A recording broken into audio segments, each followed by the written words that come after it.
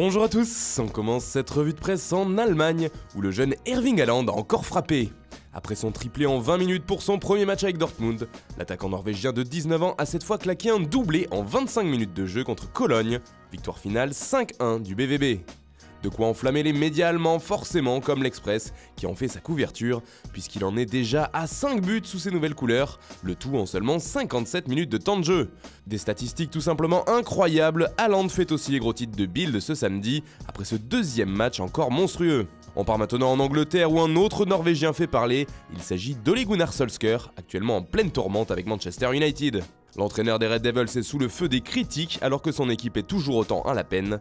Pour autant, il ne craquera pas, affirme-t-il, en conférence de presse. Après 2 défaites de rang contre Liverpool et Burnley, il tient bon, comme l'explique The Sun. Ici, tu dois être plus fort mentalement que n'importe où dans le monde, a résumé Solskjaer.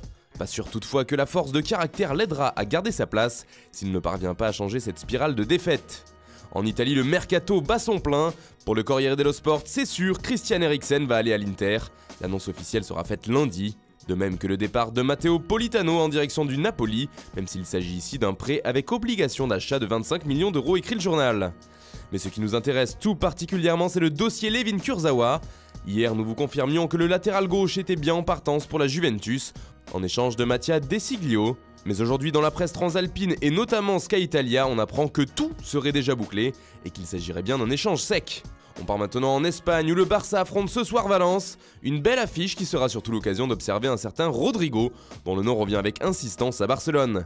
Il semble bien être le favori dans le grand casting des numéros 9 organisé par le club Blaugrana, et il sera donc passé à la loupe ce samedi, résume Sport, qui explique aussi que les Catalans voudraient une clause de sortie, au cas où il ne transférerait pas définitivement Rodrigo. Il s'agit ici d'un prêt avec option d'achat et le Barça s'engagerait à payer une pénalité s'il ne lève pas cette option et ne garde pas l'attaquant espagnol, une tactique qui rassurera peut-être le club de Valence. Toujours en Espagne, l'Atlético de Madrid continue sur le dossier Cavani et prépare une dernière offensive, affirme Marca ce samedi. Il ne reste plus que quelques jours avant la fin du marché des transferts et les colchoneros comptent bien utiliser la pression du compte à rebours. Ils vont tenter le tout pour le tout, affirme le quotidien ibérique. Alors que Paris a refusé la première offre madrilène demandant 30 millions d'euros, le club de Diego Simeone espérerait que le PSG adoucisse sa position et accepte d'entamer des négociations dans le but de laisser partir Cavani. L'Atleti compte aussi sur la pression du joueur pour faire craquer le PSG. A noter que selon nos informations, El Matador a refusé une offre de Manchester United. Le club ibérique semble donc bien être le grand favori pour ce transfert, même si le bras de fer avec Paris et Leonardo est loin d'être gagné. Et enfin, on termine ce tour de la presse au Portugal, où le journal Abola nous donne des nouvelles d'un autre joueur du Paris Saint-Germain, José Rodrigues.